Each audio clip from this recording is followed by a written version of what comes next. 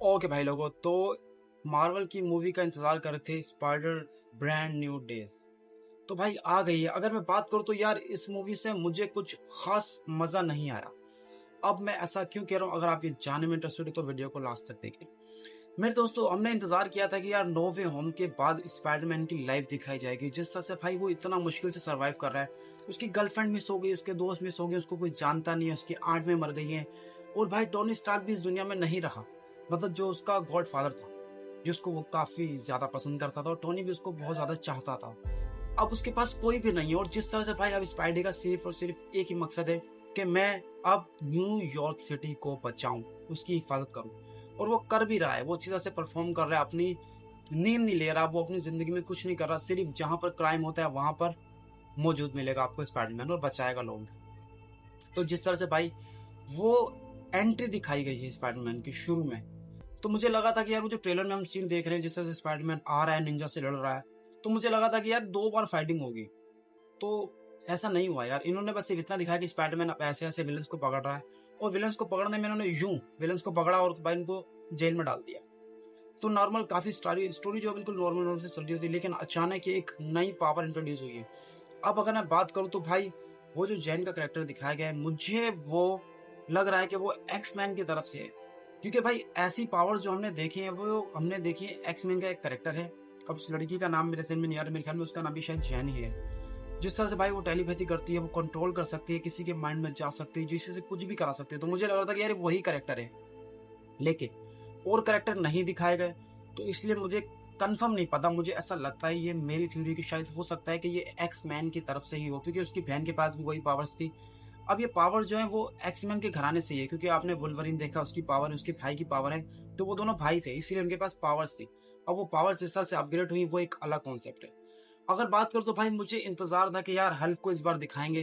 तो काफी टाइम हो गया हल्क को हमने, इन्फिनिटी वॉर के बाद हल्क को हमने नहीं देखा। कंप्लीट हल्क की बात कर रहा हूं मैं, बैनर और हल्क को मिक्स की बात नहीं कर रहा हूं, मैं बात कर रहा हूं सिर्फ हल्क की।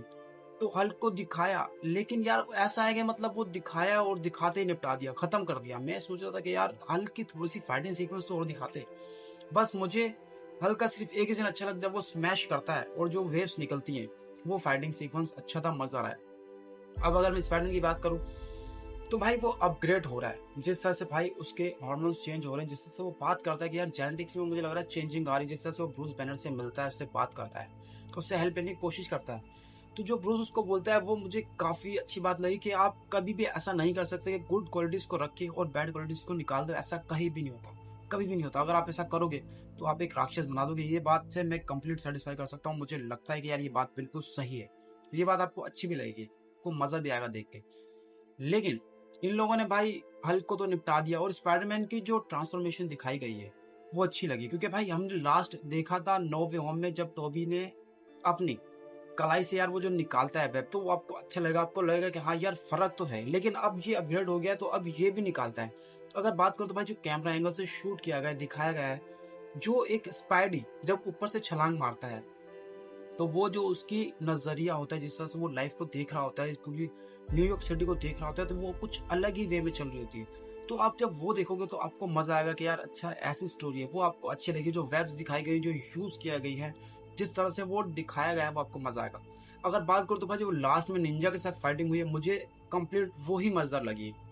क्योंकि जब वो मारते हैं और उसके बाद सब कुछ खत्म हो जाता है, तब जब ये अपग्रेड होता है, इसकी आंखें ब्लिंक होती हैं, ब्लैक होती है, तो वो काफी औसम लगता है। जिस तरह से उनसे फाइटिंग करता है वो मजेदार था। बाकी इस मूवी में मैं ऐसा कहता हूँ कि यार मुझे मजा नहीं आया। मैंने बहुत एक्सपेक्टेशन रखी हुई थी कि यार स्पाइडरमैन आने वाली है, नो वे होम के बाद ये मूवी अब आई है, तो मुझे लग रहा था कि कुछ तहलका मचाएगी।